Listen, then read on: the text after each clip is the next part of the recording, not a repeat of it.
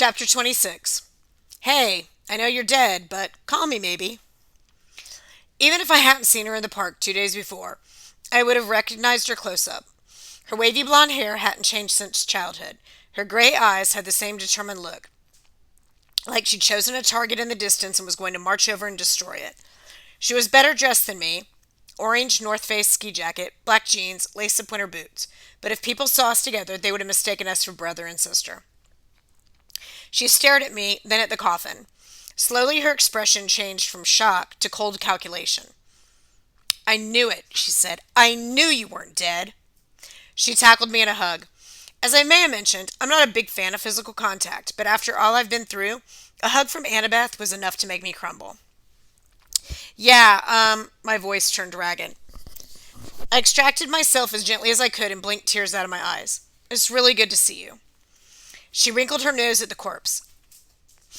Are you going to make me ask? I thought you were dead, you butt.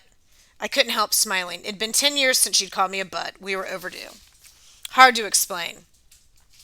I guess that much. The body's fake? You're trying to convince everyone you died? Not exactly. It's best if people think I'm dead, though, because I'm dead, I thought. Because I went to Valhalla and now I'm back with a dwarf and an elf. How could I say that? I glanced at the chapel doorway. Wait, did you pass a guy on the way in? My friend was supposed to be keeping watch. No, nobody out there. The front door was unlocked. My equilibrium tilted. I should check it. Whoa, not until I get some answers. I don't know where to start. I'm in kind of a dangerous situation. I don't want to get you involved. Too late, she crossed her arms. And I know a lot about dangerous situations. Somehow, I believed her. Here I was, a reborn super warrior from Valhalla, and Annabeth still intimidated me. The way she held herself, her steely confidence, I could tell she'd overcome some hard stuff, the same way I could tell which guys in the shelters were the most dangerous. I could have just blown her off, but I didn't want to drag her into my mess. Randolph almost got killed on that bridge, I said. I don't want anything to happen to you. She laughed without humor. Randolph, I swear. I'm going to shove that cane of his. Ugh, never mind. He wouldn't explain why he took you to the bridge. He kept talking about how you were in danger because of your birthday. He said he was trying to help, something about our family history. Yeah, he told me about my father. Annabeth's eyes darkened. You never knew your dad. Yeah, but apparently... I shook my head. Look, it would just sound crazy. Just, there's some connection between what happened on the bridge, what happened on my mom 2 years ago, and who my dad is. Annabeth's expression transformed. She looked as if she'd opened a window expecting to see a swimming pool and instead found the Pacific Ocean. Magnus. Oh, gods. Gods, I noted. Plural. She paced in front of my coffin, her hands tinted like she was praying. I should have known. Randolph kept rambling about how our family was special, how we attracted attention. But I had no idea you... She froze and then she grabbed my shoulders. I'm so sorry I didn't know sooner. I could have helped you. I'm not sure. My dad's flying back to California tonight after the funeral, she continued. I was going to catch the train to New York, but school can wait. I get it now. I can help you. I know a place where you'll be safe. I pulled away.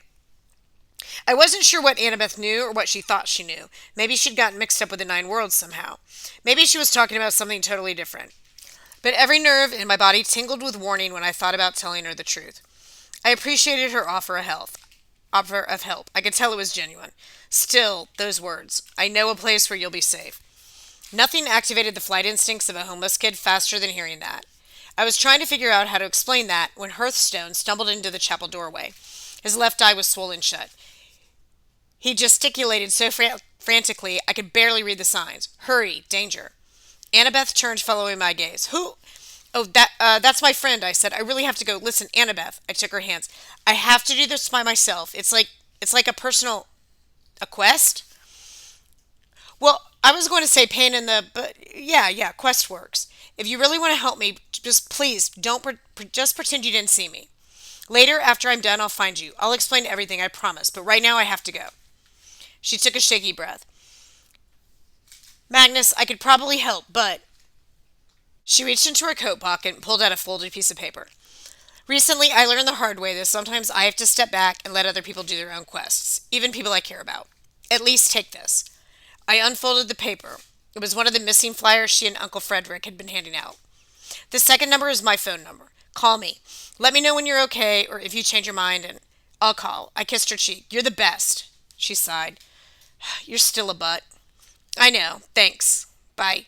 I ran to Hearthstone, who was bouncing up and down with impatience. What happened? I demanded. Where were you? He was already running. I followed him out of the funeral home north on Arlington. Even pouring on the speed with the upgraded in her legs, I could barely keep up. Elves, I discovered, could run fast when they wanted to. We reached the stairs near the tea stop just as Blitzen was coming up.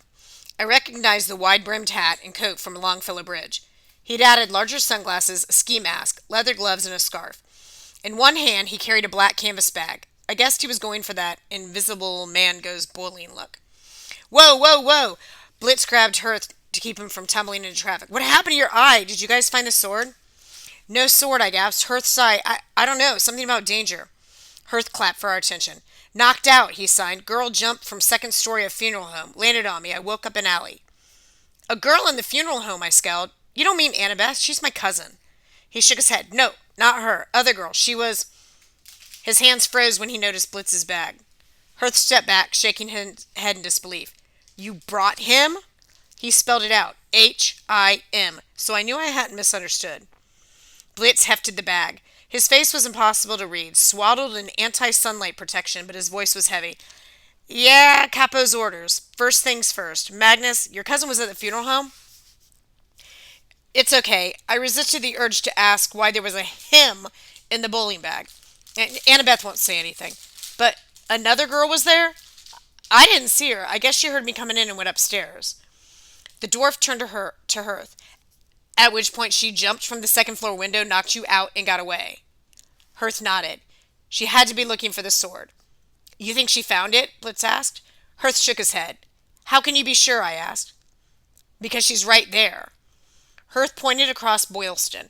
A quarter-mile down Arlington Street, walking at a fast clip, was a girl in a brown peacoat and a green headscarf. I recognized the scarf. Hearth's swollen eye had been compliments of Samira Alabas, my ex-Valkyrie.